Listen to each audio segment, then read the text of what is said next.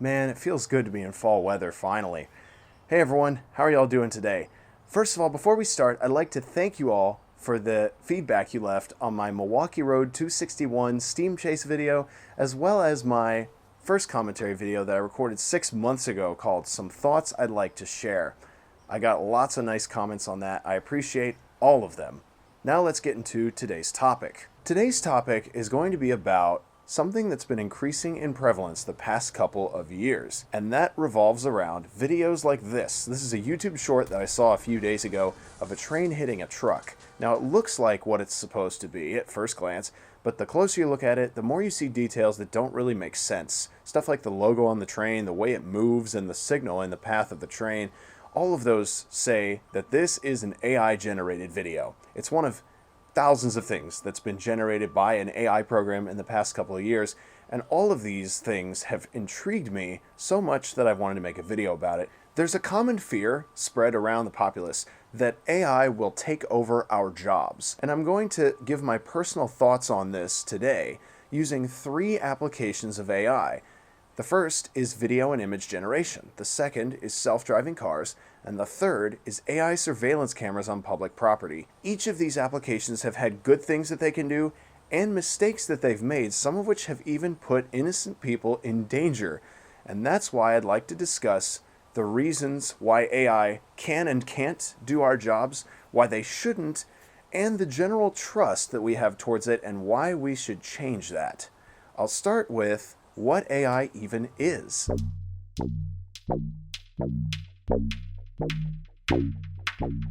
AI stands for artificial intelligence, and this standard sort of that we imagine AI being comes from the movies and the media. The movie I, Robot, whether or not you like it, is one of the best robot movies I've ever seen, in my opinion. There's Sonny the robot, who appears to have tendencies that set him apart from the other robots of his kind, such as feeling emotions, having dreams.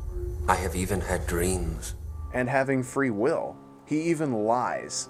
And these tendencies line up with what we consider intelligent in terms of the human brain. Things like free will, consciousness, self-awareness, emotions, dreams, wisdom, problem-solving, critical thinking, all these things are possessed by the human brain and are what we define as intelligence. However, the AI programs that we see on the daily don't exhibit most of these.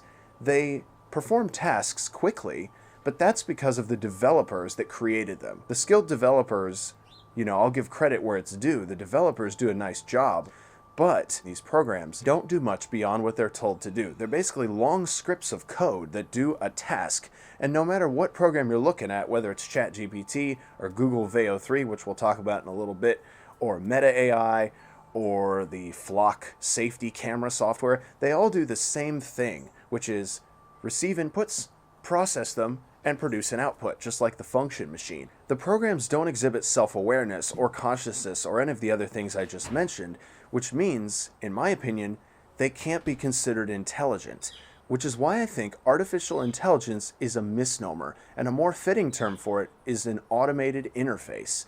This makes sense. It's automated because it's told by a person when to run and how to run, and it doesn't make decisions outside of that. And it's an interface because we internet users provide inputs, then it processes them and gives us an output. We interface with it, and so I believe automated interface is a better term for it.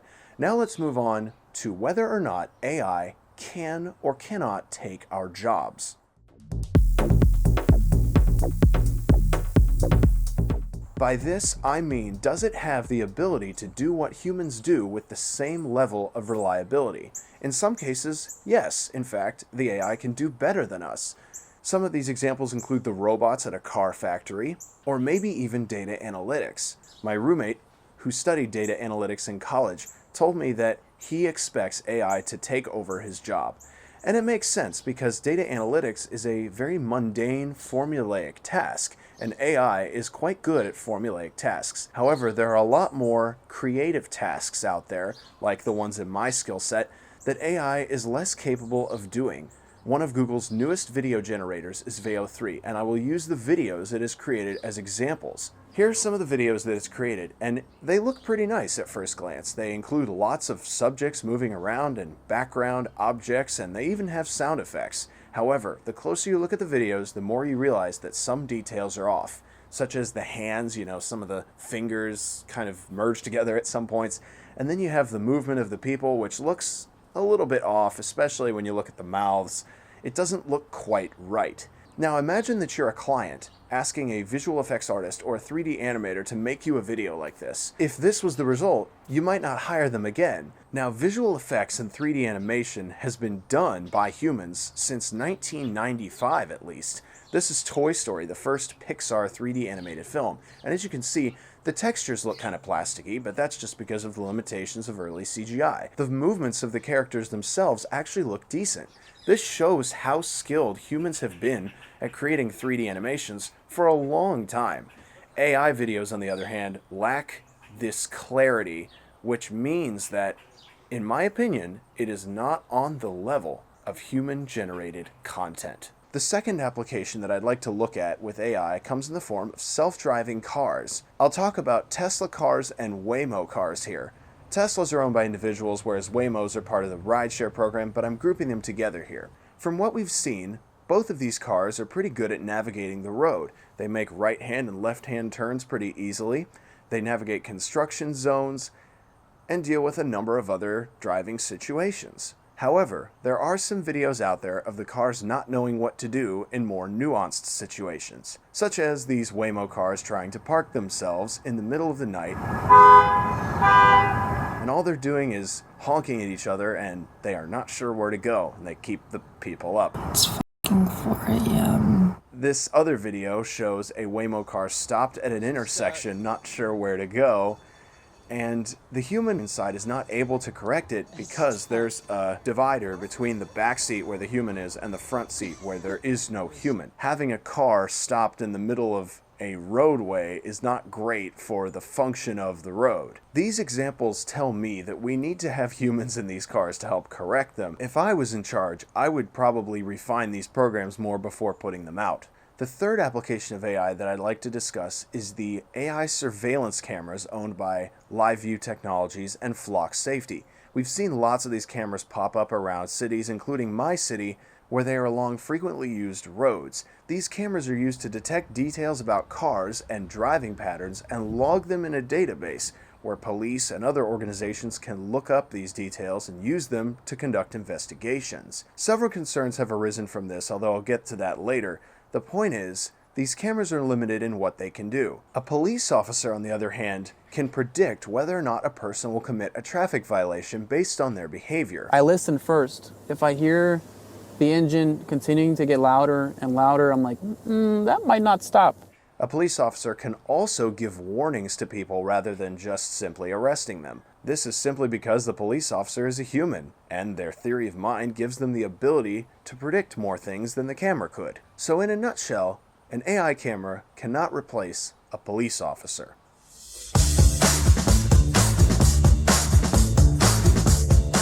Next, I'd like to talk about whether or not AI should replace humans at their jobs. I'd like to discuss ethical concerns surrounding the use of AI programs and some of the mistakes that it has made.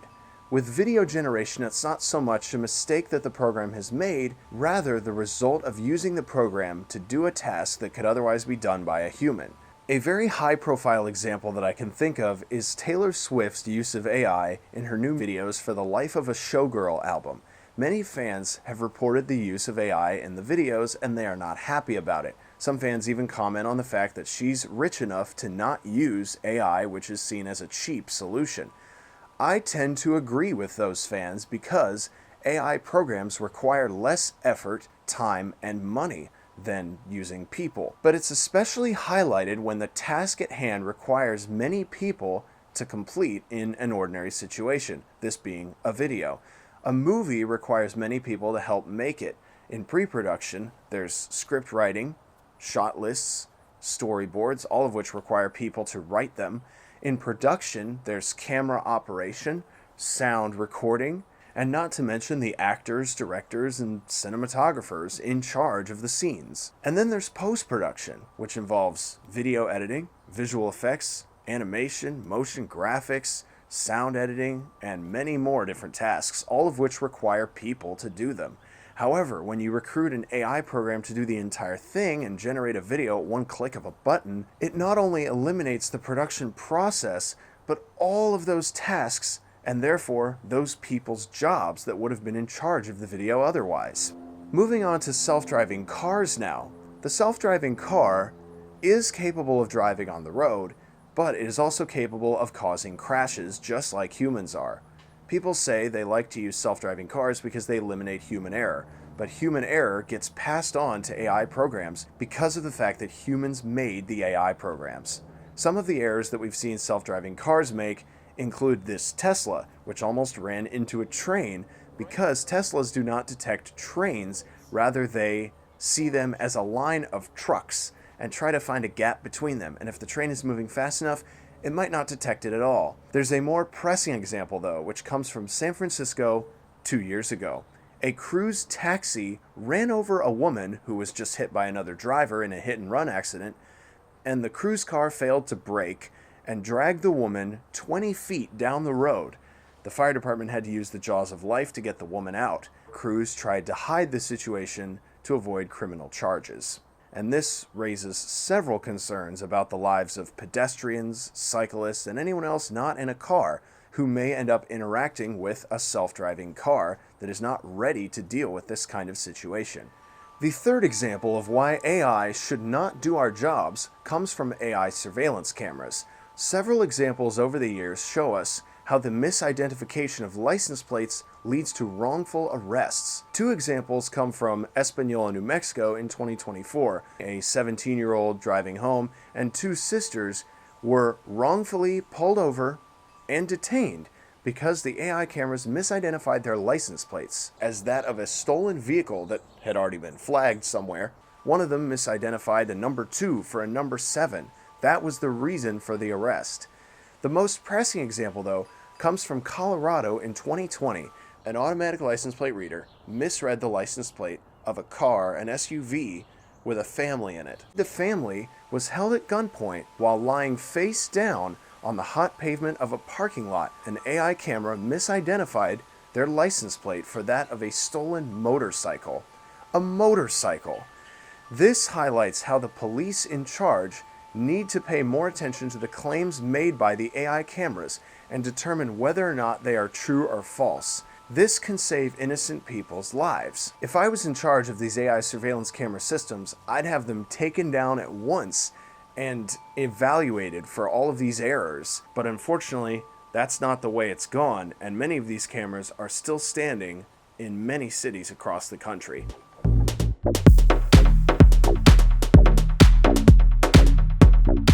I believe the biggest problem with AI that we see today is trust. There is too much trust in what AI can do, and the belief that it is perfect has led to some of these situations happening. The AI programs that we see are not perfect because they are made by us. We pass on our attributes to what we make. This includes making mistakes.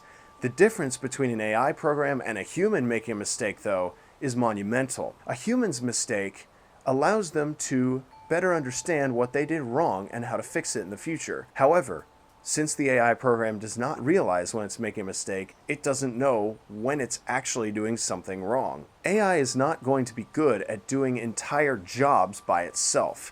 That's what people are there for. The best thing that an AI can do at a job is be an assistant. This has several benefits. The first reason is productivity. A human's workload can be very high, but splitting the work between a human and an AI can help the human do more in less time. Of course, there is an extent to this. The AI being given too many tasks ends up negating the need for the human in general, but of course we already know why that's a problem. The second reason is creativity. By having AI do more of the mundane tasks, it allows more time for the human to do the creative tasks. An example comes from my skill set, which is video editing. When I'm editing a video, I like to have some tasks done in the background. Video and audio syncing or video stabilization. These are just two examples of tasks that an AI can actually do quite well. I have done these tasks, but they take longer for me to do than an AI to do. Having an AI to do it in the background allows me to do more of the creative decision making in the foreground. I believe that there is a lot of value to thinking, and I'm sure a lot of you believe it as well. This is why I don't use many AI programs at all. Some of you may think I'm a hater of AI, but that's not true. I realize the potential for AI, and I certainly believe that it should be there as an assistant, but no more than that. The thinking itself should be reserved for us, because we were born to think. And handing over our thought process to something else begs the question of what are we doing at that point? Regarding self-driving cars, I believe it is always important to have a full set of controls in the car, including a steering wheel. There should always be a human in the driver's seat to correct for mistakes the car might make. With AI surveillance cameras, there should always be a watchful eye by police officers. This way, mistakes the camera makes can be corrected before somebody gets wrongfully detained. No matter how many mistakes a human could possibly make, the human is equipped with the knowledge and skill to learn from those mistakes to not make them in the future. AI may take over our jobs in the future, but only if we let it. We need to take a step back and look at AI with fresh eyes and realize that what we have done may be the biggest mistake we've ever made. I encourage all of you, if you're watching this video right now and working on a video project or photo or something you're writing, and you're considering using an AI program to do that task for you to make the job easier, take a step back and look at your project with fresh eyes and consider what you can do with your own brain. You'd be surprised at what you're capable of. Not only will you appreciate the process that it takes to do the project, but you'll appreciate your own creativity and you'll realize how much that time and effort you put into the project will reward you when you're done with it. Well, folks, I hope you enjoyed that essay-style video. If you did, make sure to leave a thumbs up. Also, feel free to leave a comment and share this video with your friends. And most importantly, consider subscribing if you're new to the channel. Also, if you want to see more commentary videos like this in the future, leave a comment and tell me what you think, because I've got some more topics I want to talk about. With that being said, thank you all for watching. I'll see you all again in the next video. Keep on thinking, be creative, and have a great rest of your day.